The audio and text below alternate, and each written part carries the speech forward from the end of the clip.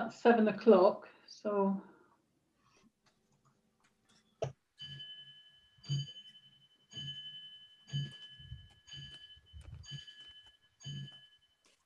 for whom the bell tolls.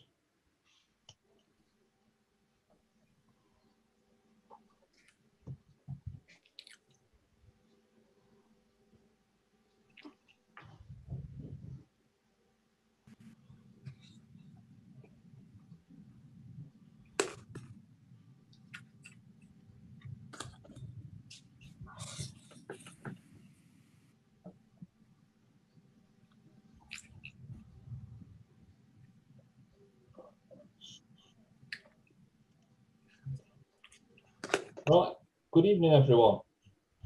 Thank you for joining us for the OREF Holyrood election hosting for 2021. First of all, just a couple of things to run through. Next month, we've got our meeting on the 4th of May, which is on anaerobic digestion. And then there's a few things on the screen here, just talking to what OREF have done over the last 12 months. We did the Sustainable Opening Conference, which should have took place last March, but as you know, things went awry, so we did it in the autumn. And there is a report on the OREF website all about that, with videos of each of the conference evenings. And also recently, we've done, in conjunction with the Aquaterra and for ORC, I believe, a sustainable energy action plan for opening. And currently, there's a final draft of the report on that, which will then be submitted and published. And that's everything on there, I believe. And oh, very important thing, new members are always welcome. So if there's anybody on the YouTube channel tonight who would like to become a member, it's very easy to join through the website. Thank you. Right, so this evening we've got five candidates for MSP. 4 of them are for the Open constituency, who are for Labour, Coyle Drake, the Conservatives, Sam Bown, for the SNP, Robert Leslie, and for the Liberal Democrats, Liam MacArthur. And then we've got the head of the list candidates for the region for the Green Party, which is Ariane Burgess, I beg your pardon.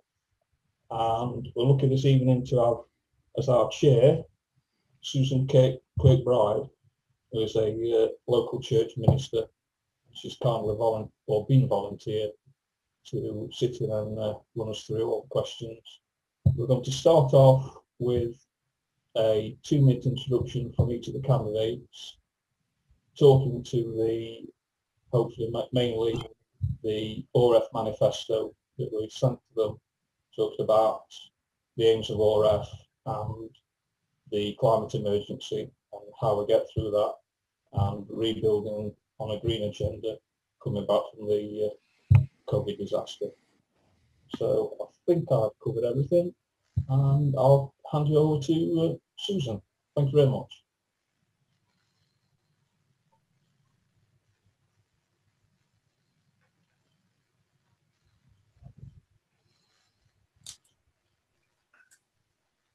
good evening everyone and welcome.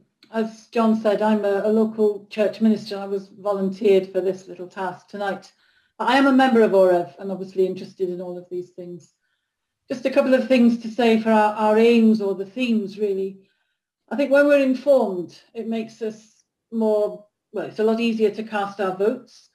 And maybe it makes us more difficult because as we hear and discuss, then perhaps we change our minds. So maybe that's worthwhile as well.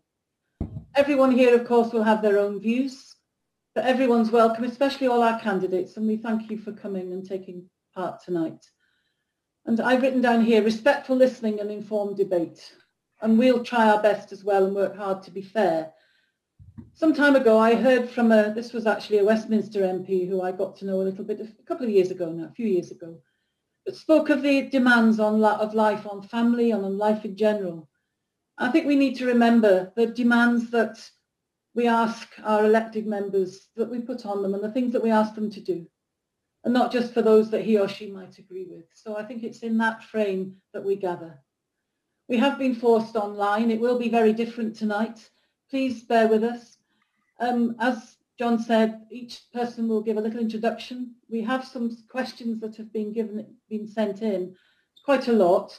So we're going to just ask for a minute for each one to answer them. One or two of them I've put together in themes, and we'll aim to finish around about 8:30, and there'll be just a chance just to sum up at the end. The order in which you speak, we did draw lots so that each person doesn't have to go first each time, because that's a bit of a tall order. And then we'll keep to that order. Can I ask folk, which I can see you all are muted, if you want to speak, then when we come to that, to question and answers, will you raise your hand, please? But if you are muted, it saves clocks and doorbells. I know my clock just rang. So I think without any further ado, we'll get started. And Robert, you go first on your little presentation, and you did send in a little video, so we'll ask the tech host to share that now.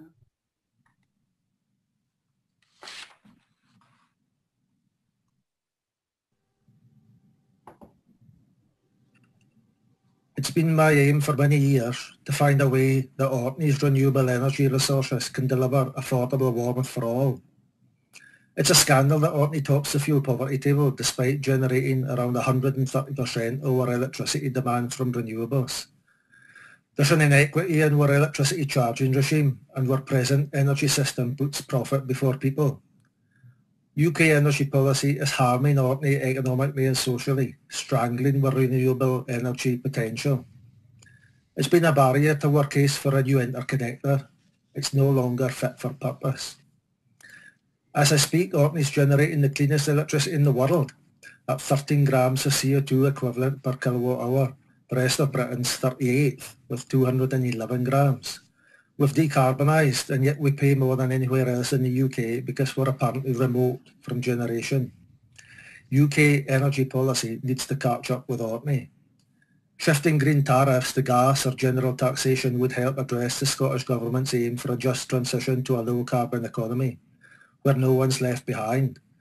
However, these powers are still reserved to Westminster, so out of our control for now. The SNP's working hard for renewables with the powers it has, though. The number of community-owned renewable energy projects in Scotland has surged by 68% since 2011. The Scottish Government is backing Wave Energy Scotland, and Transport Scotland funding brought the Co-Wheels EV car club to Orkney.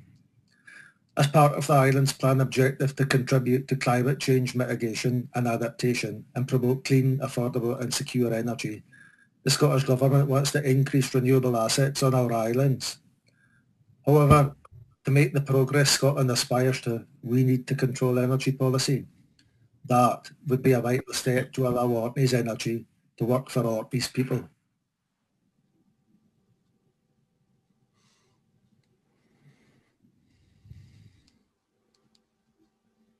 Thank you, Robert. Ariane, if you'd like to, yeah. Thank you. Years as a climate activist and educator led me to work on solution-focused community-led projects including co-housing and car share schemes, and educating people on how to design village-scale responses to our ecological, social and cultural crises. Through this work, I've become too aware of the challenges communities face when they want to act in response to our climate and nature emergencies. Too many decisions that impact those of us who live rurally and on islands are made in Edinburgh, and in the case of our energy policy, London, but they take little account of our views. I want to ensure a just transition takes place in our renewable energy sector, with communities at the centre, and that people have the reskilling and training to make the change. Only the Scottish Greens have the solutions for a fair and green recovery from this pandemic, which leaves no one behind. From fairer income taxes, free bus travel for young people, and a public sector pay rise, we've shown in the last 5 years that green votes make a difference. But our future is at stake, with global science showing that we have only 9 years left before the climate breakdown becomes irreversible. The Scottish Greens are the only party contesting this election with the practical solutions to address the climate emergency with the urgency it requires. Our manifesto, which I hope to say more about tonight, builds on the detailed plans in our Scottish Green New Deal to invest in renewable energy, public transport, warm homes, and restoring nature, creating tens of thousands of new well-paid jobs and rebuilding the public sector to address the urgent challenges that we face. At this election, Scotland has an opportunity to vote for the country it wants, leading Europe in renewable energy, driving down emissions. Vote like your future depends on it. Vote Scottish Green.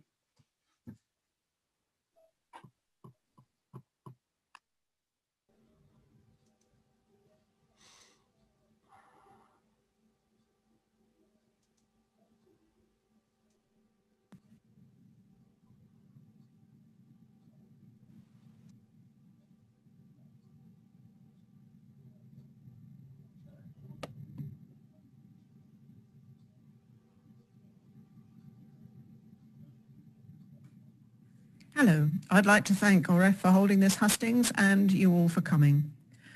I live on Westry. I've been interested in environmental issues all my life.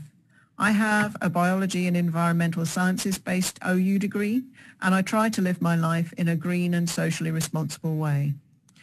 I have highlighted Orkney and its role in renewable energy and OREF and its work at every opportunity. To outline Scottish Labour policy and engage with the OREF Last Best Chance document, Scottish Labour is committed to a Green New Deal to address the climate emergency and social inequalities and injustice. We recognise the urgency of the climate emergency and we are committed to a just transition for workers and communities and believe the Commission should be enshrined in law to guide and support the process of shifting to net zero fairly. Transition away from fossil fuels is urgent and towards renewable energy, providing job security training and measures to help people move to new jobs. Orkney has huge opportunities to play a vital role in this and must be supported by government. We need a national energy company to provide large-scale investment, new generation capacity with local supply chains. We must engage with councils and communities under common community and cooperative ownership, providing a secure, affordable supply and benefits to local communities. Eradication of fuel poverty is past due. By retrofitting homes and building new homes to the highest available energy efficiency standards and transition to low carbon heat technology, this should be possible whilst meeting net zero requirements. There is also, of course, action needed in many other areas. Transport, agriculture, education and environment, to name but a few. As a member of OREF and as a Scottish Labour candidate, I absolutely support the policy points and actions outlined in the Last Best Chance document. Thank you. Thank you, Kyla. Now, Liam, please. Thanks, Chair. Can I start by thanking you personally for your empathetic acknowledgement about life as a parliamentarian, irrespective of party. I think that often is overlooked, but it is much appreciated. I can also thank OREF, not just for hosting this evening's hustings, but on a personal level for the briefings and the support they've provided to me over the course of 14 years. But also the work that's put in terms of hosting visits by parliamentary committees, ministers from both UK and Scottish governments. I think in terms of profiling what Orkney has been doing, the aspirations, the ambitions that we have to go further, I think this has been invaluable, and for people who have enough on their plate to be dealing with, to take that time out to provide those briefings, to host those visits, I think that needs to be acknowledged too. Scottish Liberal Democrats have, I think, a proud track record in government. We set the first ambitious renewables targets as well as recycling and waste targets. My colleague Ed Davey, I think, was recognised as the most pro-renewables energy secretary, and I think some of the momentum has been lost by the UK Conservative government since his departure from government. In opposition, we've continued to work, I think, collaboratively across the parties, applying pressure where necessary on the Scottish Government to deliver more in terms of procurement policy, in terms of the transition to electric vehicles and the infrastructure required for that. And we worked with Labour in lodging an amendment to the Climate Change Act to push the SNP government to go further in terms of the interim target of 75% reduction in emissions by 2030. But the Climate Change Act is the easy bit. Putting that into practice is a far bigger challenge, and I think OREF are to be commended on setting out a manifesto that paves the way. It I think exemplifies the ambition there is here in our islands to take the lead, whether that's in terms of decarbonising heat, transport, across agriculture and every sector where these efforts will be required. If re-elected as MSP, I will be happy to work with OREF to put that recovery, that green recovery first. Thanks very much, Susan. Thank you. And last but not least, Sam Bone. Welcome. Hi. The climate crisis will be one of the greatest challenges we ever face. The pandemic has forced the world to stop, and we saw the impact this had on the environment. Now that we are defeating this virus, and that our country is opening up again, we must act upon what we have learned and make sure that we continue the habits that helped our ecosystem. In regards to this, I fully endorse the principles of the OREF manifesto, and if elected to represent Orkney in the Scottish Parliament, I will work hard to make sure Orkney's recovery is a green recovery. I warmly welcome recent UK government funding in the form of the Islands Growth Deal and North Sea Transition Deal that will protect jobs and help the energy sector move away from fossil fuels. I'm extremely proud that the UK is hosting the COP26 climate conference in Glasgow. This is demonstrating that the Conservative UK government is committed to tackling the climate change crisis head-on. In terms of action, I support the goal of decarbonisation, and I believe that 2030 is a very ambitious yet achievable target for Orkney. Many of you will know that my background is in farming, and I am a strong believer that we must work with our agricultural industry to tackle emissions and take hold of the massive potential farming in an environmentally friendly way has to us all. One of my key pledges is to keep Orkney farming, and I will support our farmers in their efforts to adopt new styles of farming. We have made great strides to reduce our CO2 emissions in recent years, with only 1.7% of our energy coming from coal power stations. We have done well, but we can always do more, and if elected to represent Orkney, I will continue the excellent work done to turn our whole energy network into one that works for us all. Thank you. With 4 seconds to spare, thank you. We've received a number of questions, so my proposal is that we go through these. A couple of them I've put together. Some of them are quite difficult, and what we'll do is we'll start with the first one. This came from Steve Sankey. This was the first one we received. The recent impact assessment completed by independent consultants for Hyle states that the future surveillance method chosen by Hyle may have a potential serious negative effect on the development of Orkney's renewable industry. Do the panel members wish to comment on this? Is that okay? The future surveillance method chosen by Hyle may have a potential serious negative effect on the development of Orkney's renewable industry. That was quoted in the impact assessment. Do the panel members wish to comment on this? So shall we start as we were? So Robert, are you happy to go first on that one? Yep.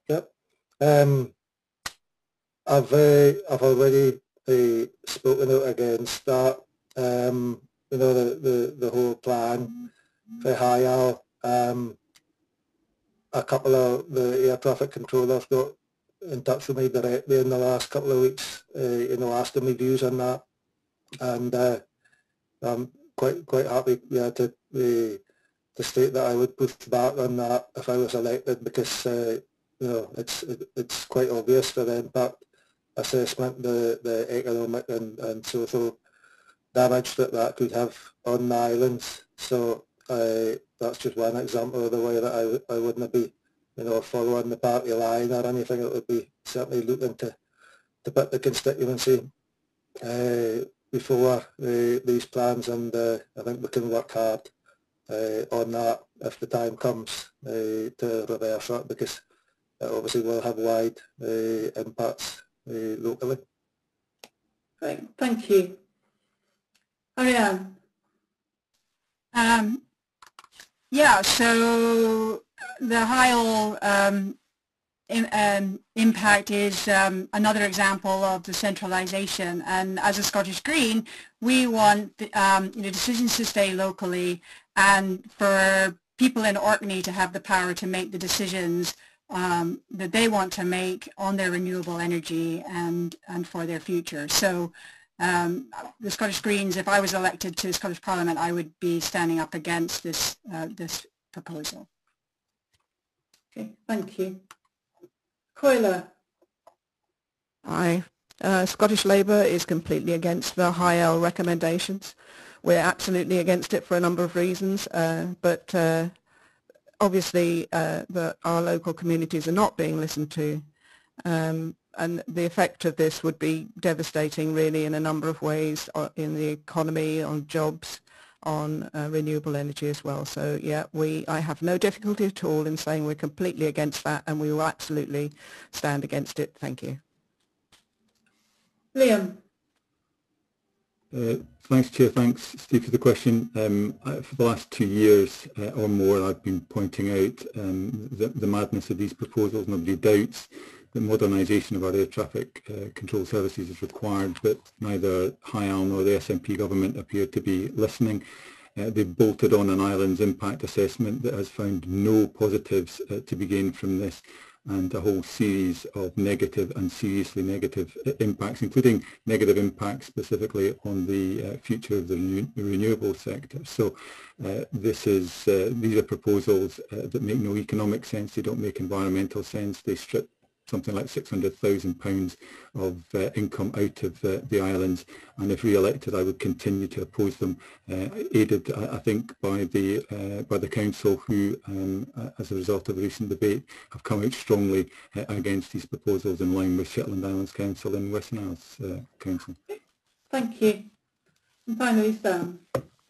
Hi, thank you.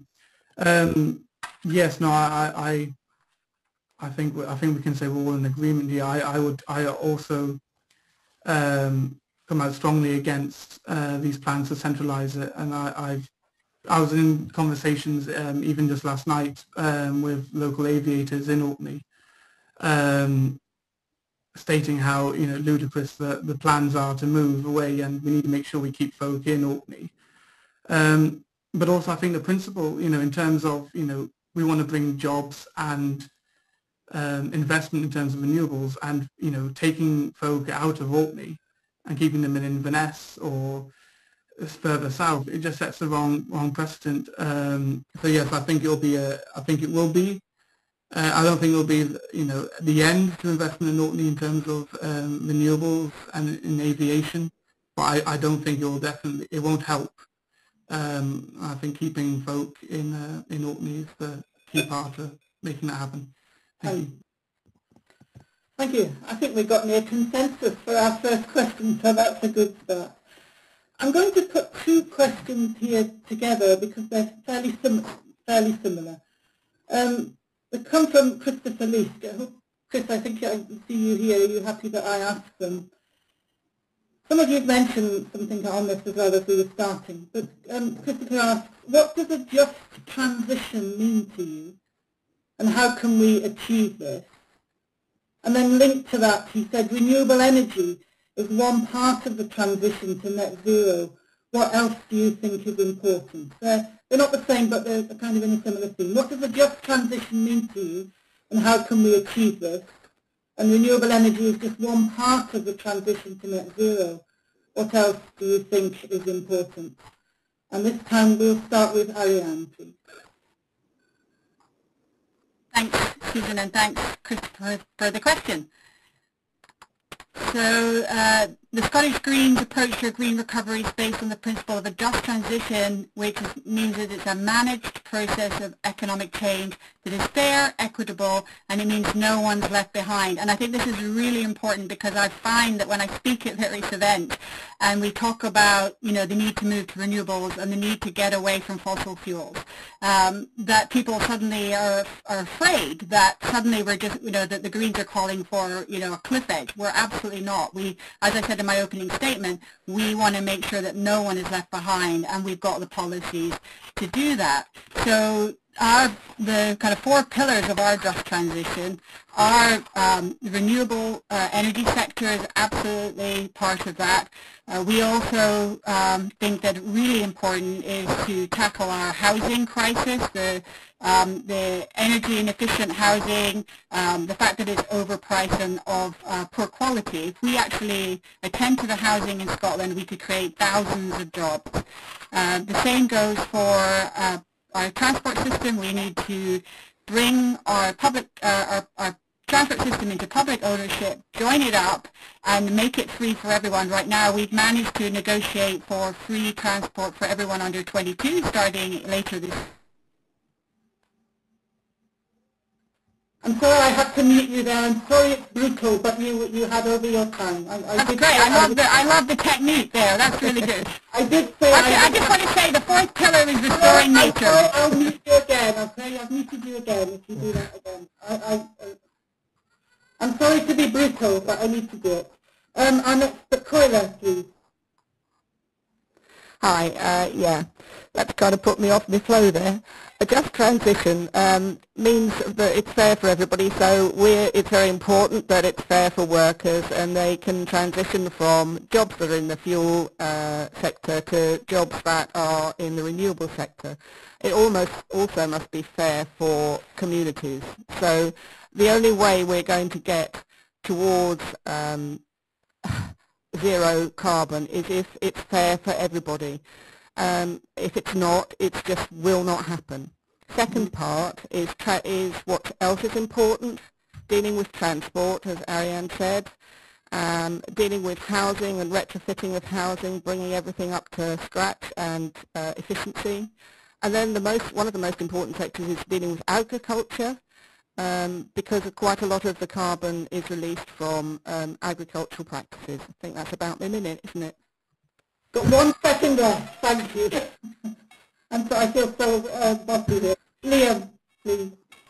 I'm going to nominate you for presiding officer. I think for transition, I think it's recognising the sectoral and regional impacts of this transition are going to be different, and therefore we need to take that into account as we retrain, we reskill, we use technology, and we change behaviours. An emergency demands an urgent response, but we need to recognise that is a transition if we're to bring the public along with us. In terms of what's needed, I think we've already seen in renewable energy big progress, more still to be done. Heat and transport are absolutely key, but there's not a sector of our economy that is not going to have to pull its weight in terms of this transition to net zero. I think here this is where Orkney has a part to play in acting as an exemplar.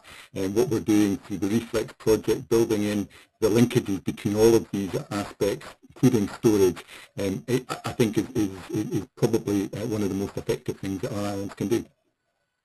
Thank you, Liam. And Sam. Hi, thanks.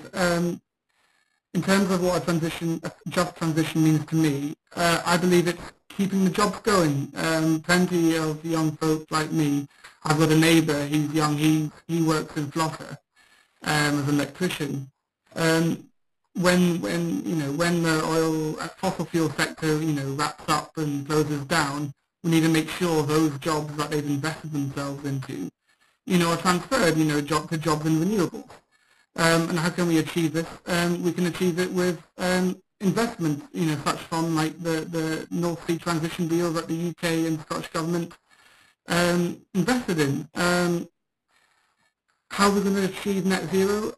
Again, yeah, all aspects of our society need to change. And I think that, local habits we've learned partly in lockdown of, working from home to reduce travel emissions, commuting to work, focus on eating locally and sustainable farming. Thank you. Thank you. And Robert, please. Thanks, yeah, I think I touched on that slightly before, that, Orkney's already decarbonised, and yet we're paying some of the highest electricity prices in the UK and have some of the highest fuel poverty rates in the UK to go along with that. I feel we've got the greenest electricity in the world. So that's, we've already gone through a transition, and there's an injustice hanging over us in that, and we need to solve that, because as folk have already stated, you have to take communities along with you in this transition, and there's no way that the community's going to buy that this is a just transition when they're paying these prices for the electricity that's heating their homes and cooking their food at the moment, because so many folk are struggling. When you talk about £18,000 worth of support for the Scottish Government to help folk in the last month in terms of writing off electricity debt. Okay, then. Thank you. Sorry, I'm trying to be fair to you all here. I'll move on to, there might be some time for some adjustment when you're coming up as well. This is a question here now about electric vehicles. EVs are now known to be cheaper to own and to run than fossil fuel vehicles. They cause less pollution and allow Orkney to make its own fuel. How would you support an immediate ban on the purchase of any more fossil fuel plants by any of the public sector? So by plants, I presume the person here thinking of obviously boilers and cars and buses and everything else. So EVs are now much cheaper to run than fossil fuel vehicles, less pollution, allow us here in Orkney to make our own fuel. How would you support an immediate ban on the purchase of any more fossil fuel plants by any part of the public sector? And Coiler, you're to start, please. Sorry, struggling to find the unmute button there. I don't think you can actually put in an immediate ban, particularly. You can phase it out, would be much more sensible. I'm very in favour of that. I personally have an EV. I'm very supportive of electric vehicles and alternative vehicle fueling. But as I said, I just really don't think you can put in place an immediate ban on almost anything, actually. It just is too difficult to implement, and it leaves people hanging with stock already in place. You need to phase things out quickly, but nevertheless phase them out. Thank you. That's all I've got to say. You can carry on. Thank you. Thank you. Liam. Thanks. I mean, I've been pressing the government on this point for a number of years now. I think the targets we set, the lead that's been set by the public sector in terms of the purchase of low-emission vehicles has not been ambitious enough. I would agree with Coelho, you can't necessarily institute an immediate ban, but you need to give a very firm line of sight in terms of what the expectations are. If the public sector doesn't take a lead here, I think it's difficult to then impress upon the rest of the population the urgency of this matter. I think in terms of different types of vehicles or different types of plant, I think the timelines can be much shorter. Perhaps for heavier use vehicles, the timelines may need to be stretched out a little. But this is where we need to be going. The public sector needs to be taking a lead, and we haven't seen that to date. Thank you. And then Sam, please. Thank you. I think I would agree with your previous candidate. I wouldn't support a right-out ban, but obviously I would support an aggressively phasing out policy. Orkney is incredibly rural, and I believe the public sector does have a very active role to play. But I think that could be with aggressive and very ambitious installation of charging points, so we get our infrastructure up running first before we fully commit to EV. And yes, and once that's up, I'm sure the general population will follow and get electric cars, which obviously are much better for the environment than fossil fuels. Thank you. Thank you. And Robert, please. Yeah, I think in line with the whole ethos of the just transition, this needs to be planned rather than just implemented really quickly or whatever. And I mean the Scottish Government has invested over 30 million since 2011 to establish the Charge for Scotland network, which I think is the largest network outside of London. And since 2017, there's been financial support to install over 3,500 domestic charge points and almost 400 at workplaces. So they are doing the work. They're rolling out the charge points fairly quickly to meet that demand. And I know that in Orkney, NHS Orkney has taken delivery of vehicles recently. So there's lots going on, and we can only keep our eye on that target and keep pushing. Thank you. And Ariane, please.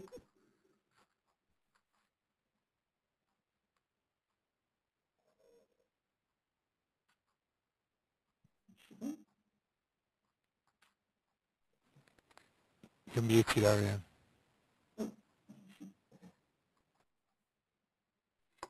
So, start again. So the manifesto said be unpopular, the call for tonight. So I'm going to be unpopular.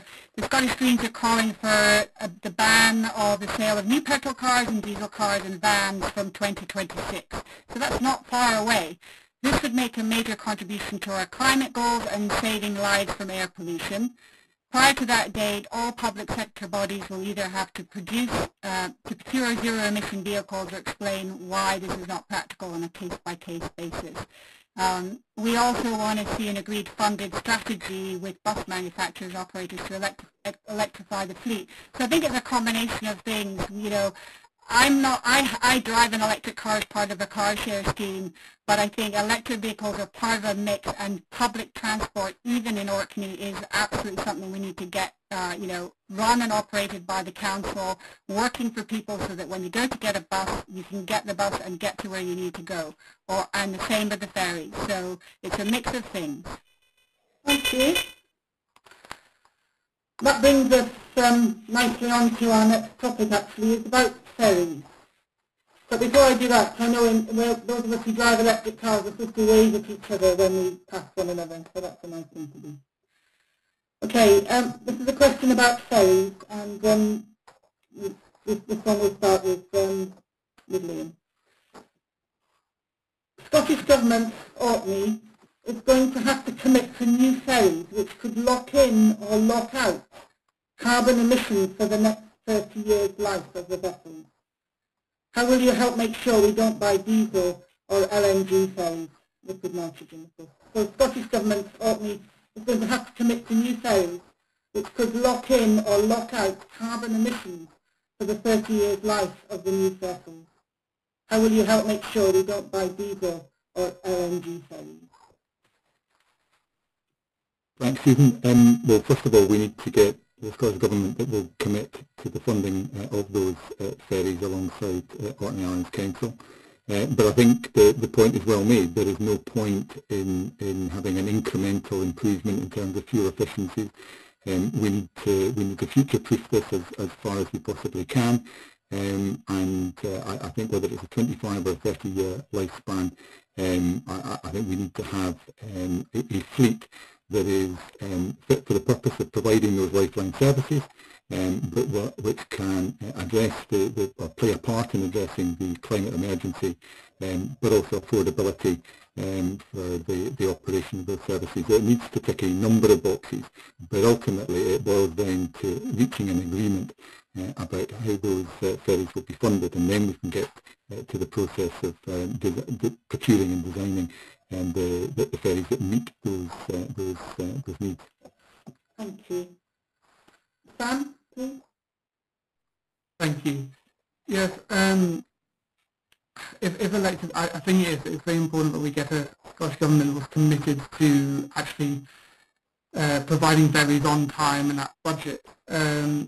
And I think it's important, you know, if elected, I would work with both the Scottish Government and the local council to make sure, as Liam going to took the words out of my mouth, future-proof the ferries, but you know, looking at new technologies, so catamarans and such, but also not cheaping out on it, making sure that, you know, we get full investment on ferries, which will, you know, stand the test of time and still be, you know, at the cutting edge of technology for years to come. And I think, you know, we've seen a good example out of the Pentalina, now the Alfred. You know, more modern technologies need to be, you know, seized with both hands in terms of our ferries.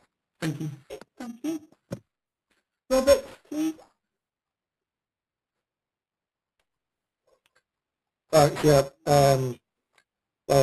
We certainly need to move away from fossil fuel ferries right enough, and in an attempt to stimulate a bit of debate, earlier on this year I circulated Alf Baird's presentation comparing catamarans and monohulls as replacements for the ancient fleet that we've got, the Mount Island ferries.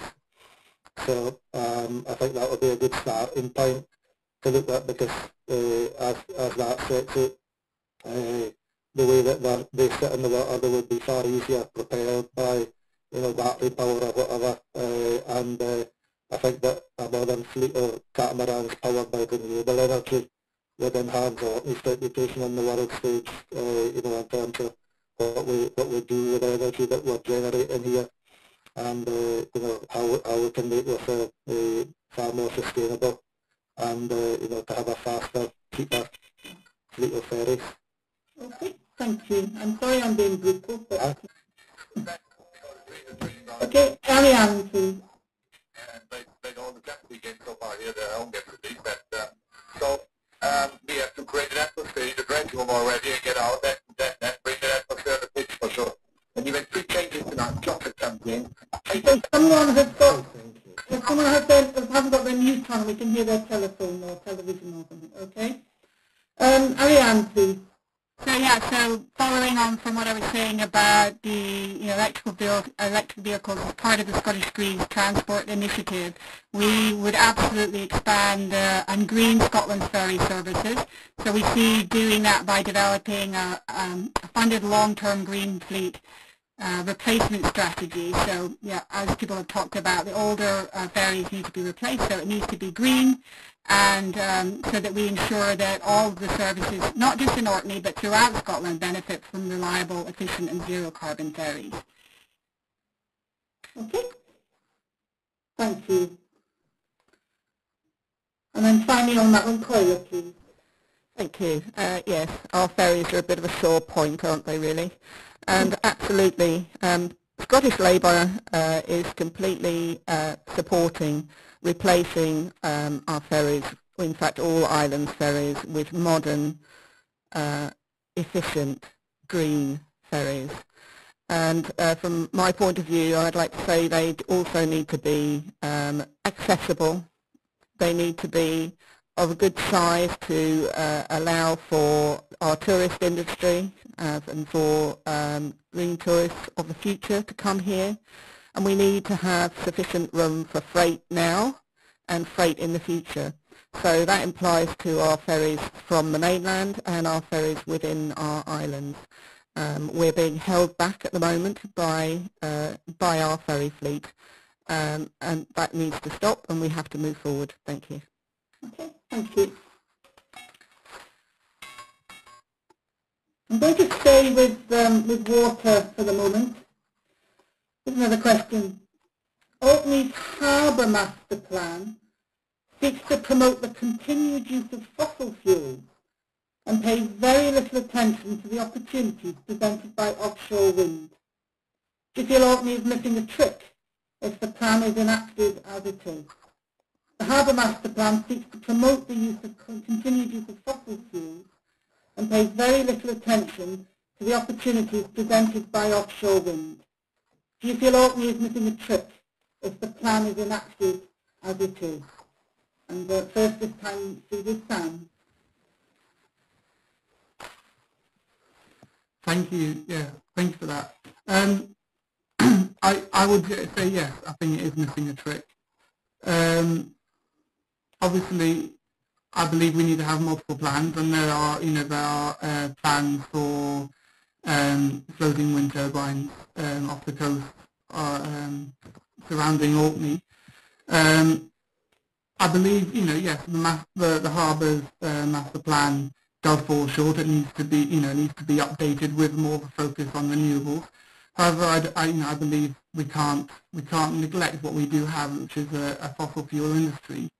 And needs to work hard with that to make sure that transitions into a renewables industry. Thank you. Okay, thank you. Robert, please.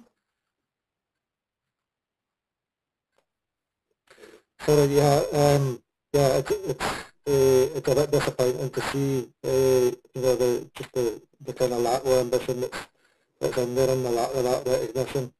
Because I think the Scottish Government have been promoting, the delivery of what they're calling, a green port model that would be much more embedded within communities and building on our reputation of, being a bit more dynamic and outward facing and looking at, being exemplars in, inclusive growth and, the whole well-being and sustainability model that we're trying to go forward as a country, and I think Orkney's got a great part to play in that. As I said before, we can be leading on this whole, decarbonisation agenda right here, and sort of has been used strategically in the past for various reasons, and I think we could make a much better use of it, now looking to the future.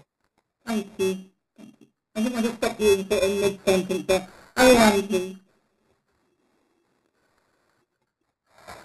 Yeah, so it seems that we oppose any new fossil fuel infrastructure, so absolutely missing the trick, and it's not the direction that we should be going. We shouldn't be, we want to set up Scottish planning guidance that makes it clear that any new oil and gas infrastructure, other than that is associated with decommissioning, should not receive planning permission. So I know this is kind of moving ahead, but it really is missing a trick. And I think that one of the things that we are not paying attention to is the fact that we have had an infrastructure across Scotland that has been massively underinvested in, and there isn't a single harbour in Scotland where Marine Orbital can actually have their turbines, their marine turbines, built out of the water. So if we're going to be going for renewables, we need to really focus on that and move away from fossil fuels. If we're going to really take this, the climate science seriously.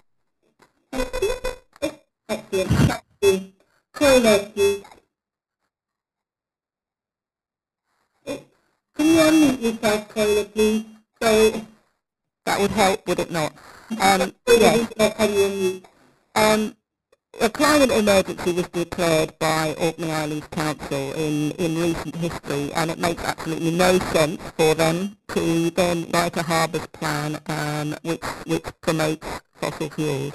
I think we seriously have to be working towards moving to renewables and away from fossil fuels, and also putting in place our plans now for how we're going to use the resources that we have in a way that does that. So we've got infrastructure that can be repurposed and reused for decommissioning, for hydrogen storage and transport, and etc. it just is lacking in ambition and missing a trick in lots of ways. Thanks. Thank you, Claire. Liam, please.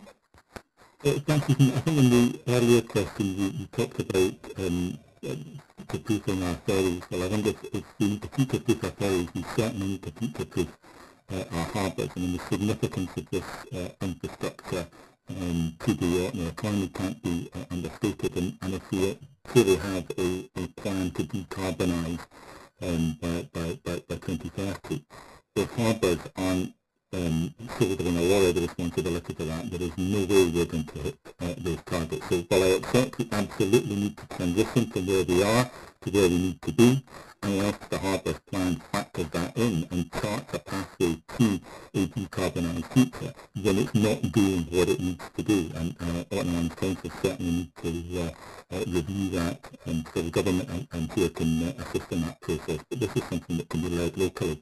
Orkney is showing the way in so many different aspects of the decarbonisation agenda. Harbours need to be playing a full part in that. Okay, thank you. I'm going to take one of the questions on the chat box because it's again on a similar theme. This is Robert to start us off with this one, please. This was Women Ireland has put this one in. It says, how and when would the candidates deal with the tension between decarbonisation and the economic and social importance of slaughter? How and when would the candidates deal with the tension between decarbonisation and the economic and social importance of slaughter? Kind of a similar theme. Robert, have you go first on that one, please? Give me a minute. Not a minute, but yeah. Can you unmute? Yeah. I mean, that's obviously been the terminal at certain such as you start the terminal as I grew up as a schoolboy, you know, that was just starting, and it's been a major factor here. So again, that's got to be part of the whole just transition agenda, the planning of the season of that. And I think that there's another two candidates here when I was still in searches of how we test it. A plan later as a hydrogen export facility, and maybe that's coming closer than we might have imagined. It's got to be planned. That's the answer. Thanks, Robert. Liam, please? Yeah, so we need to phase out from national oil and gas in line with international commitments. There's at least 3 times more fossil fuel in extractable global reserves than we can burn if we're to keep our climate shape.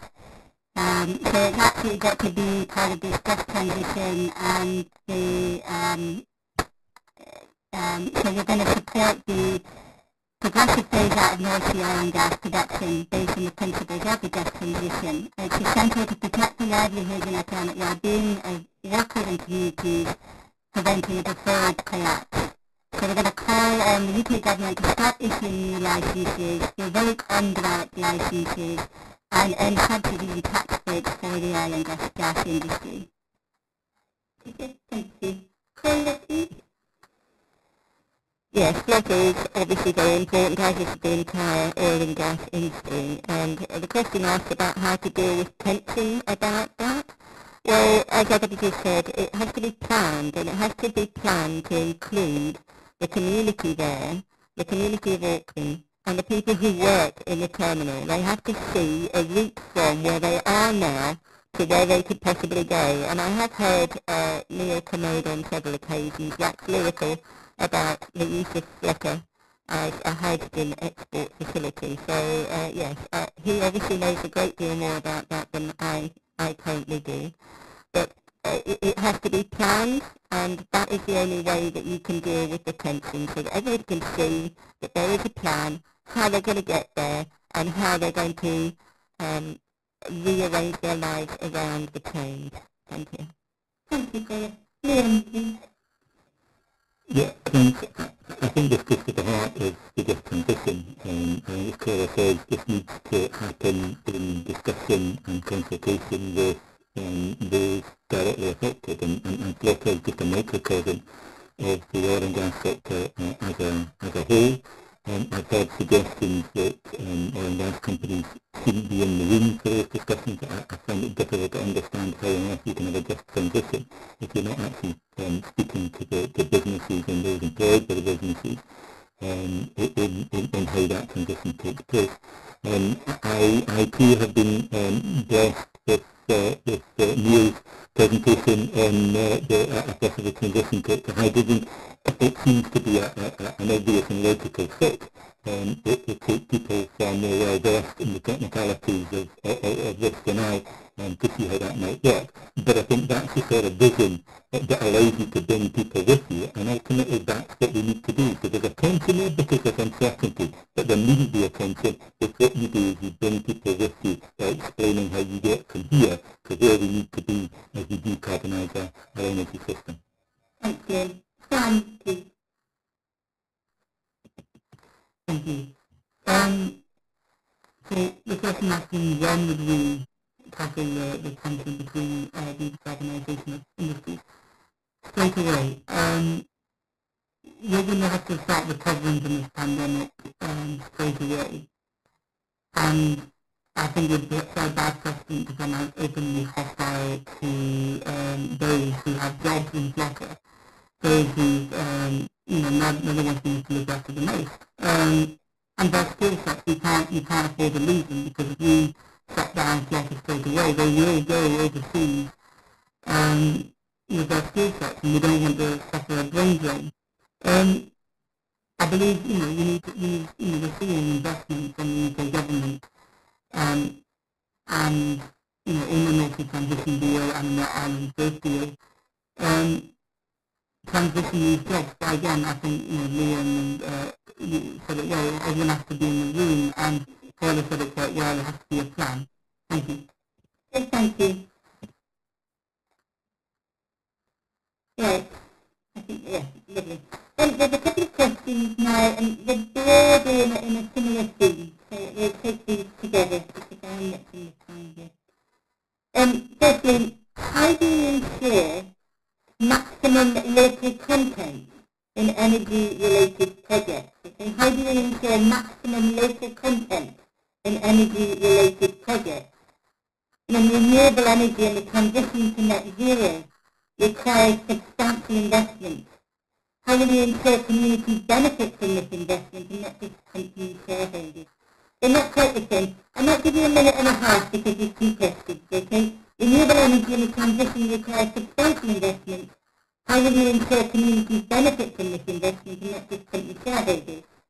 And how do you ensure maximum local content in energy-related projects? It's kind of similar, and I've taken those together.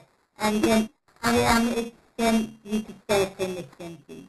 Okay, so, yeah, so we want to make, community is my thing, it's the green, forestry thing, and we want to make sure that we support community-focused decarbonised energy projects. And so as part of our support for the transition to renewables, we want to encourage community benefit, so encouraging at least 20% of new wind farms to be owned by community, and also require discounted energy deals to be offered to local communities. So as I said in my beginning intro, what I see are the challenges for communities, so that's why we're saying encourage, because obviously communities want to find the will to do it, and I think that for that we need to support them with the upfront funding investment that often it's difficult for them to pull together to actually participate in these opportunities with renewable energy.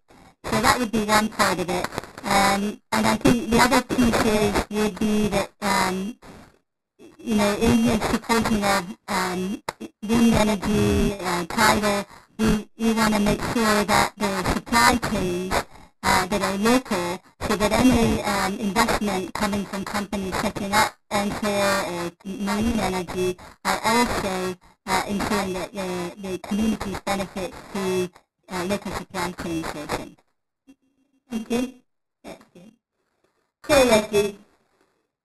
Yeah, Scottish Labour would want to set up a public energy company for the purpose of providing investment in energy, and in order that profit isn't just extracted by companies and taken out with our islands and out with our areas. We also are in favour of community energy, so we would like for our council to be able to become an energy provider. We would like our communities to be able to provide their own energy. So we have a wind turbine in Weston, as most people here will know, but we can't sell our own energy. We have to sell it to Scottish and Southern.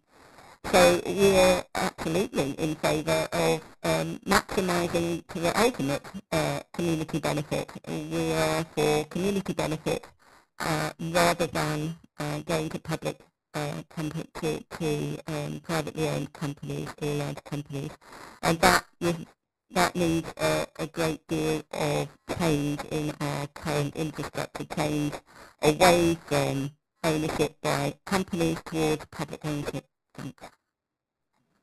Thank you, Claire. And Liam, please.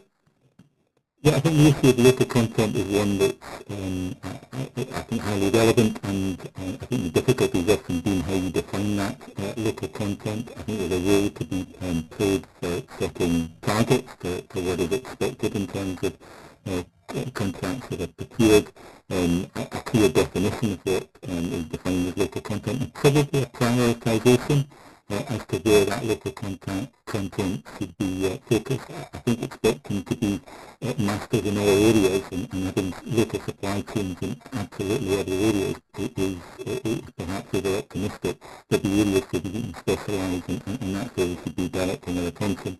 In terms of the investment, I think my issue with the public control of everything is it crowds out the scope for private individuals and businesses to innovate, and I think Orkney is proven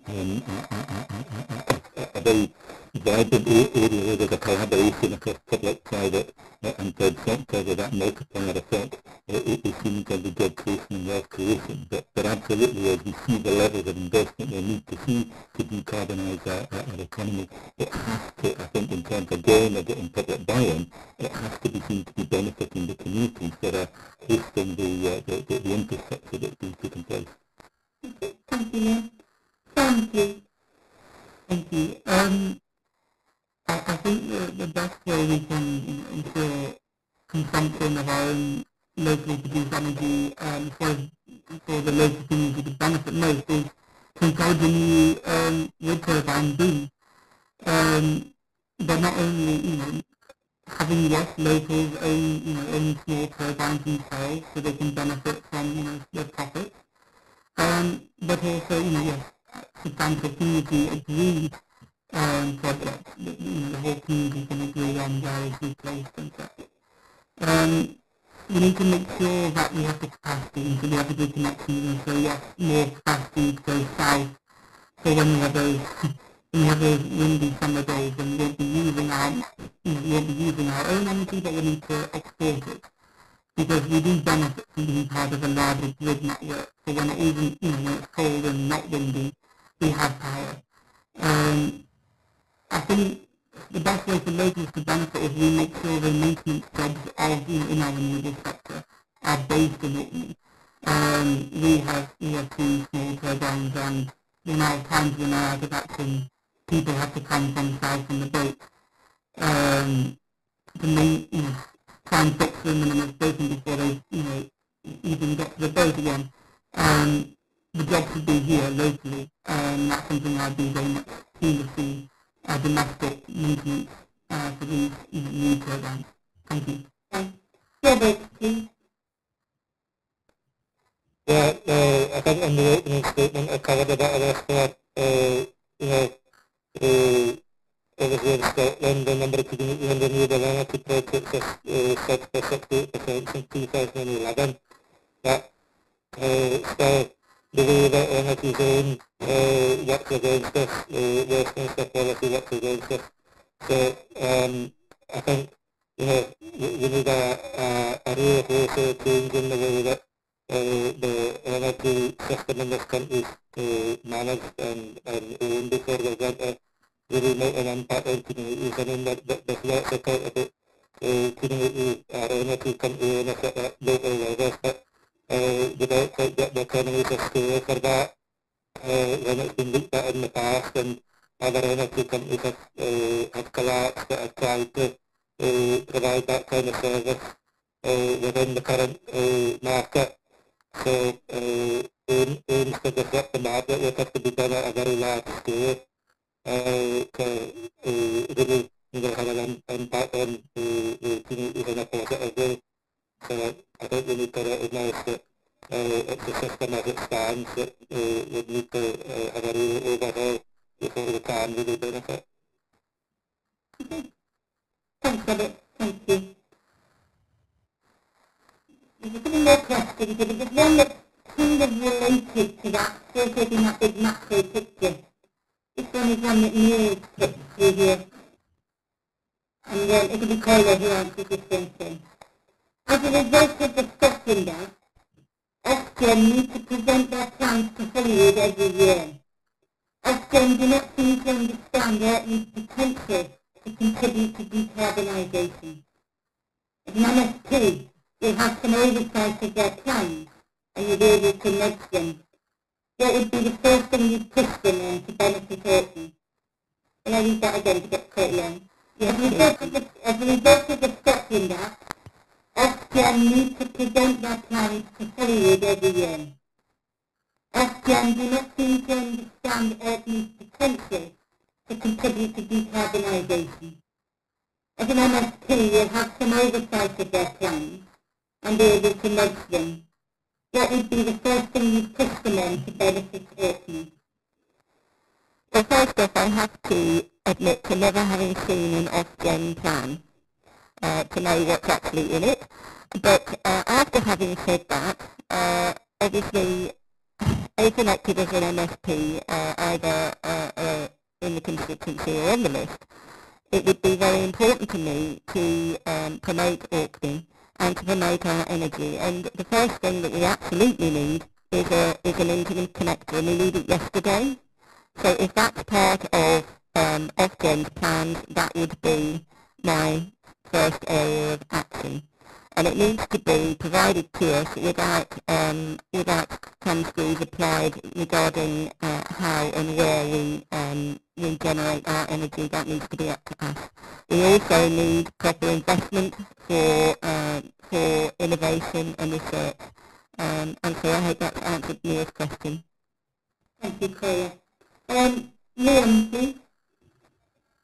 I think probably the first thing we would do is consult Neil and one or two others about how to apply the thumbscrews to Ofgem. I think it's clear that across the board, if we're serious about hitting net zero by 2035 and importantly hitting 75% emissions reduction by 2030, we need to get our states on, and we need every aspect of government and related public bodies to be pulling in that direction. I think there's an argument to be said that Ofgem's unit does need to be reviewed.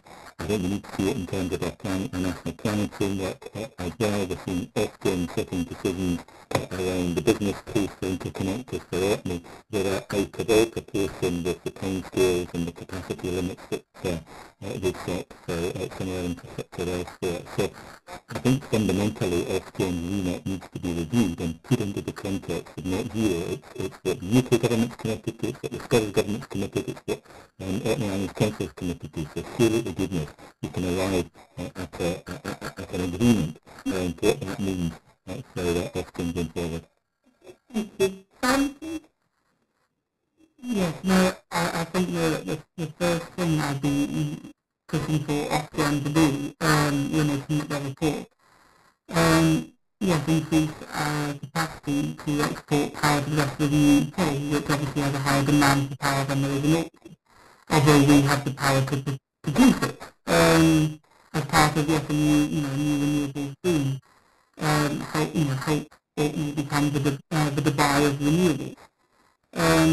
Only by having stated connection and capacity, will Orkney be able to build upon all the fantastic amount of companies in Orkney, experimenting with new renewable methods, but also investing in jobs and energy production.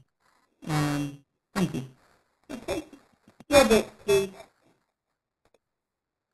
Yeah, I suppose if there was ever interconnector straight away, that would be good.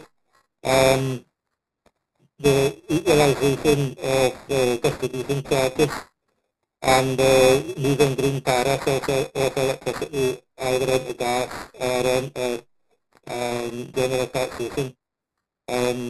That's true, I know. But, these are the things that you're never ever going to get unless you can put pressure on. But the three other reasons I think that the main ask should just be to have energy policy developed in Scotland so that we can take care of these issues ourselves, because over a 10-year period and more, I think members of OREF would recognise the battle that we've fought over all these issues, and in fact that we've been having a dialogue with the guys, howling into the wind, fighting at windmills, whatever you want to call it.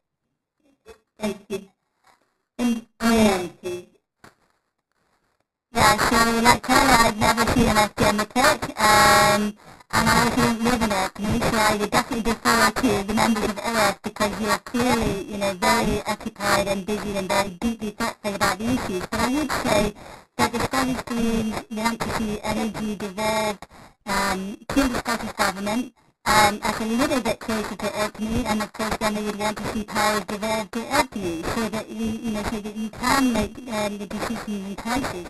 Orkney is, it is right and set to be a renewable energy centre for Europe, and it absolutely needs the support and investment for that to happen. And if we don't win the powers from the UK government, we've got an amazing potential for a second wave of renewable energy through tidal, and we're not going to be in a position to have the confidence for investors to actually invest in that industry.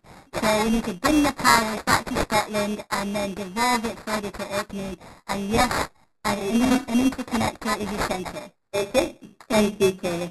I'm going to look a bit more on the chat here. I think we've got time for 2 more questions. There's one that came up in the chat, so something that's hugely interconnected, now to domestic and heating. This is from Martin. Given that electric heating is now lower carbon than oil or natural gas, what will you do to reduce the burden of eco-schemes from electricity customers to oil or natural gas customers? Sorry, back again. It says, given that electric heating is now lower carbon than oil or natural gas, what will you do to reduce the burden of eco-schemes from electricity customers to oil or natural gas customers? And Liam, if you'd like to go first on that one, please. Yeah, I think it's an interesting one. It's kind of where the tipping point comes, where you're trying to nudge people in the right direction by providing incentives, whether financial incentives or planning incentives or whatever it may be. I think you get to a point where actually if people's behaviour isn't changing, if there isn't a shift taking place to the sorts of technologies you need to be taking up, then I think that's where you start to shift the cost burden into undercut the user, or you use regulatory tools to kind of prohibit the further rollout of more such technology. So I think there's a strong argument for seeing that shift to provide the incentive for people to move to lower carbon heating systems, and that seems to be ethical. Okay, thank you. Robert? Yeah, I've been really heartened in a few of the Energy Action Scotland conference that my director even a Liam addressed the revenues in the panel that shifting just on that answer I've done. So, you know, especially the most decarbonised electricity in the world. And anywhere else has got to be, you know, a really good move, and it's great that because the rest of Scotland started to decarbonise its electricity, that's actually getting up the agenda now, because for the past 10 years I've been talking about it anybody at any conference that I've gone to, and you know, because we've never been put up now, but you know, the whole thing's a numbers game, as we've seen in the past, so it's starting to get that different news, so I'm certainly pushing for that, as soon as we can get it done. Thank you, Robert. Ariane, please?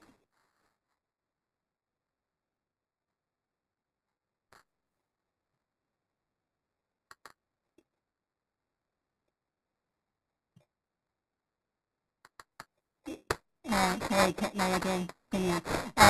So yeah, we would introduce heat grants for households to replace any fossil fuel form of heating with green alternatives, so principally heat pumps. We're aiming for an installation of 500,000, so it's not just locally, but 500,000 by 2030. We also would immediately provide public subsidies for oil and gas LPG boilers. And we would require all private sector homes to meet an EPC C level, so that kind of ties in heating as well, so incentives to move towards decarbonising heating. Thank you. I'm going to read one final question, and then you can see it again. A minute, somebody else needs to speak, I guess. Sorry, I've got you a minute. Sorry, and then, yeah. Did I miss you out there, Sam? You didn't. It was My fine. apologies. My apologies.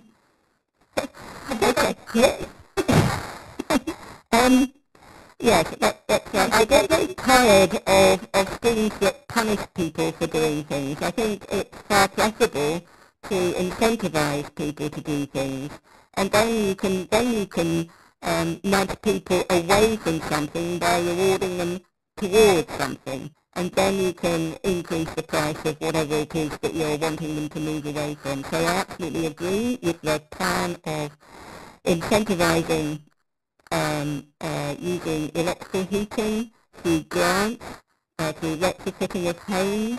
That's all part of Scottish Labour's manifesto.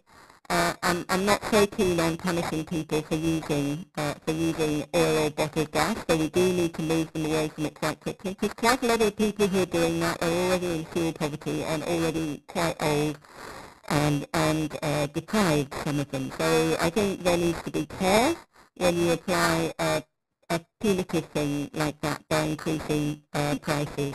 Thank you. I'm so sorry about that, David, but thank you. And Sam, first. Yes, I'm a younger brother who used to be in Scotland. Yes, no, I think it's very important that we don't, forget about those on, the lowest incomes, and yes, I agree, you shouldn't punish people. If they live in a rented property or their own home and they can't afford to change their heating system from, what it was installed with, oil and gas. No one should have to suffer. It's something definitely legislation should be brought in to incentivise or deter new homes being built by either the private sector or the public sector. To future-proof them, make sure that they are, efficient as they can be, and that they've got electric heating, so it's future-proof. And then it's just putting down. Thank you. Thank you, sir. It's 20 past 8. I think I would quite like this to be one more question, and it's just like speed dating, isn't it? It's not that I've ever done speed dating, but anyway, yeah. But, so this would be, Sam first, and then we've all had a go twice at doing first. This one, similar to you really, OREF has led the way in sustainable energy issues. How would you ensure that we maintain this position, given some of the restrictions on funding that will inevitably follow from the pandemic? So back to resources. OREF has led the way in sustainable energy issues. how would you ensure that we maintain this position given some of the restrictions on funding that will inevitably follow? I will make this quite speedy responses so that we've got time to ask any next week. Sam, if you'd like to go first. Yes, no, I think it's important we maintain our place at the head of the pack. I think it'd be pessimistic to say that we'll always be ahead. I think that's going to get other people down. And yes, I believe that there may be more funding restraints in the future, but I think that's why important now when there is funding available to ensure that there will be private sector investment by making sure it means a very attractive place for private companies to come. We have the skill sets of those working in the fossil fuels, making it attractive for renewable companies to take them effectively. And I think we need to, we can still have the pack, but it's important we change our funding instead of relying on public that, they accept private funding as well. Thank you. Thank you. Robert? Yeah, I think the whole ethos around maintaining the position as a sustainability that rely on moving towards the idea of the circular economy, and that entails collaboration. That we do that by and large, and I was really encouraged by the Sustainable Conference and a lot of the outcomes to that we had at the recent session, the final report on that, that looks at, beyond, the whole bigger energy issue to food production, increase in food security in the country, and the way that agriculture could maybe utilise energy, a surplus energy to broaden the types of foods that we produce here.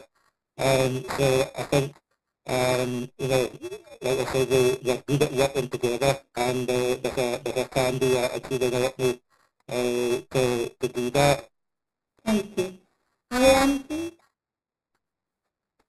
Yeah, so if energy was devolved and we could make the decisions in Scotland, then, and also there was an interconnector, I think that's a really important issue, then we would like, the Scottish Teams would like to create a 20 million primary top-up revenue support programme for early stage tidal turbines, so that we drive forward innovation and reduce the cost. We want to invest 50 million per year into a marine renewables and local economic development fund to invest in local infrastructure and communities with the aim of maximising the local economic benefits of the growing tidal industry in Orkney and ensuring its infrastructure needs are met. And we'd like to establish a £10 million per year tidal innovation programme to drive down the cost of tidal energy and slash the cost of tidal power by up to 2/3. And we also want to make public support conditional and supporting Scottish supply chains and meeting fair work standards. Thank you. Leslie, I haven't forgotten you this time. Thank you. Well, Scottish Labour has, as you've probably heard, a National Recovery Plan. And part of that National Recovery Plan is a climate recovery plan. So I don't actually agree with the premise that our funding that comes towards us will be reduced. I think part of recovering from the pandemic is actually supporting jobs and supporting industry and supporting businesses to come through the pandemic. So we would be supporting funding to come to Orkney in order to do that as part of our recovery from COVID, rather than cutting funding. But that's just like sitting on a branch and sawing it off. Okay? Thank you. Thank you. Ian, please. Thanks a lot. No doubt at all that Orkney will continue to lead the way. I think the OREF manifesto sets out very clearly the stated ambition of OREF members, and I think that we shared widely within the community. I think reflex demonstrates an innovative whole energy approach, and as Robert says, the innovation, the collaboration we have here is fundamental to that success. I think the funding will be forthcoming, it's forthcoming. Over the next 5 years, we cannot that prioritise the recovery from the pandemic, but also addressing the climate emergency, and frankly it's why we cannot afford to spend any of the next 5 years distracted by a divisive referendum on independence. Thank you. Thank you to everyone who has submitted questions, some really wide-ranging questions there, and certainly much to talk about on this whole area. So now I'd ask each of you to sum up. We've got just for 1 minute because it's now 8:25. And the order we're doing this, again we do this out just so that that is quite random. Firstly Sam, then Liam, then I and Claire, and then Robert. Okay, so Sam, would you like to just take 1 minute just to sum up? Thank you, Steve. I would like to thank the committee and the whole of OREF membership for inviting me and the other candidates to like Husting. The debate around climate change is a vital one, and I'm glad to stand on the Conservative platform in this election, which is committed to introducing our National Environment Bill as soon as Parliament sits again. It should be our focus to make sure that we put tackling the climate crisis and recovering from this pandemic at the forefront of our priorities. And this is why I'm standing with those calling for a referendum when we have far more urgent and pressing issues to deal with. Every candidate has stated that they are in favour of action to tackle climate change, but it is my generation who has to live with the effects of those failures. If elected, I will work extremely hard to make sure that the bold actions are taken to ensure the survivability of our planet, but I will do so in a way that makes sure we protect jobs and livelihoods as we transition away from fossil fuels. Thank you very much. Thank you. Liam, please? Thank you. Can I, started by thanking you and OREF for this Husting, but also for the ongoing positive and constructive engagement that OREF has with politicians of all parties, and I think that's to their enormous credit. It is influential in showcasing what Orkney is about. I think we have a reputation, quite rightly, for a can-do attitude, being innovative in meeting the challenges we face. I firmly believe the next 5 years absolutely needs to be focused on recovery and focused on the recovery that addresses the climate emergency. That would be my priority. It's why I'm deeply concerned that we may end up getting sidetracked by debates over the Constitution.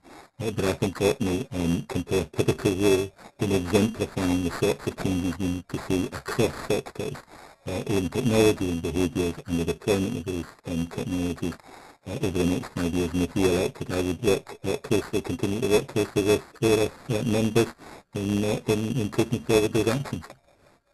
Thank you. Ariane, please? Thank you so much for inviting me to be part of this evening. Thank you, OREF, and the other candidates and Susan. And I'm a bit of an interloper or something because I'm the only regional candidate here, but it has been brilliant to come and talk about something that is so important to me as a long-time climate activist. I think that the content of the OREF manifesto is absolutely brilliant, and I think if you take a look at the Scottish Greens manifesto that will come out next week, you'll see that there's a lot of alignment around all of the topics that you've been covering. I think absolutely we need to hold on to the just transition as we move into this next 5 years. This is the climate election, and I ask you to vote like our future depends on it, and in this next election, vote Scottish Green. Thank you. Claire, please. Yes, I've enjoyed taking part in these hustings and listening to what everybody has to say. It's been interesting and informative. We seem to have a lot of common ground amongst us, though I would add a rider onto that one has to look at what parties do rather than what they say they are going to do, and that can be really informative as well. The other thing I'd like to say is people are really, really tired. People I'm speaking to on the phone recently, as I'm sure we're all doing, they're really tired of adversarial politics. They really are. And I too am tired of adversarial politics. I would like people to work together more for a common good. And if there's one thing I would like everybody to take from this hustings, it would be pleased to do that. And finally, I'd like to say I absolutely agree that Scotland needs far more devolution to our government and then to local areas. Thank you. Thank you. And finally, Robert, please. Yep, thanks. Yeah, I'd like the tone and it's been fairly consensual, and I think we all realise the direction that we need to head as a country, and that Orkney can play a strong part in that, and I look forward to the Scottish Islands energy strategy that's going to be coming out later this year to support us in the decarbonisation. That's part of what the Scottish Government has the International Islands Plan, and I think we've shaped a good future for ourselves, or arranged for ourselves through the Sustainability Conference, as I mentioned earlier on, and you can put it as a former board member that I'm right behind the manifesto, and the only difference I would point out is that as part of the Cardiff say that the Energy Action Scotland Conference, and Phil and Liam that was in the panel maybe disagree with the independence, but I would invite those that are against independence to maybe look at that as